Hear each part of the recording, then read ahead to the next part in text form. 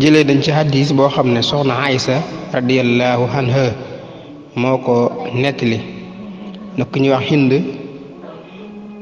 wax Hind doomi Xutba jigéeni Abu Sufyaan la woon soxnas Abu Sufyaan la woon ñëwoon na ci Yonent bi sallallahu alayhi wa sallam di ko laaj na ko waaw na ko Abu Sufyaan daal dafa nekk góor gu nay rajulun sahihun mooy góor gu nay du ma jox lu may dundalee sama bopp ak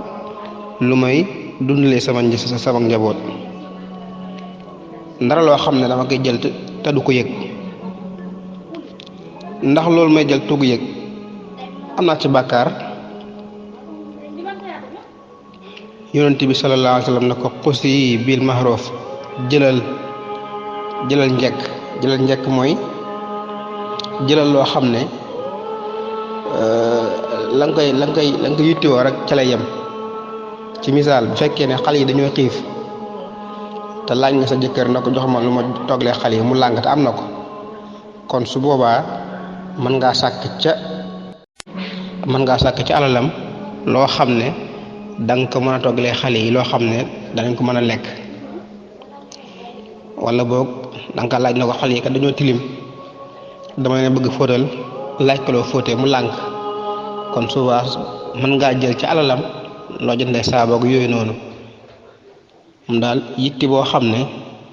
la ngay jël daal na faj yitte boo xam ne ca lay yem kon daal ci gàttal mooy jigéen ji bu fekkee ne jëkkëram am na ko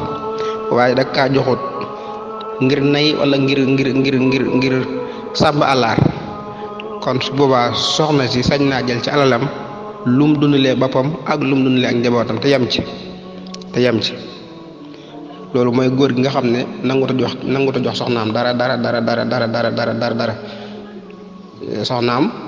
sañ naa jël ci alalam def ci njabootam waaye nag su fekkee ne góor gu ma ngay def li man kémtu lay kattanam mu ngi góor def li man kon kooku nag soxnaam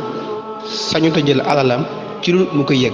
kon saa bu jëlee alalam rek nga jàpp ne ci sàcc la nekk bu feeñee sàcc la bu feeñu sàcc la kon góor gi nga xam ne moom mi ngi góorgóorlu daal moom di joxe alalam def li man kémtu lay kattanam nekkul sàmba alaar nekkul benn maam sàmba kon su boobaa su soxna si jëlee ci alalam kon loolu daganut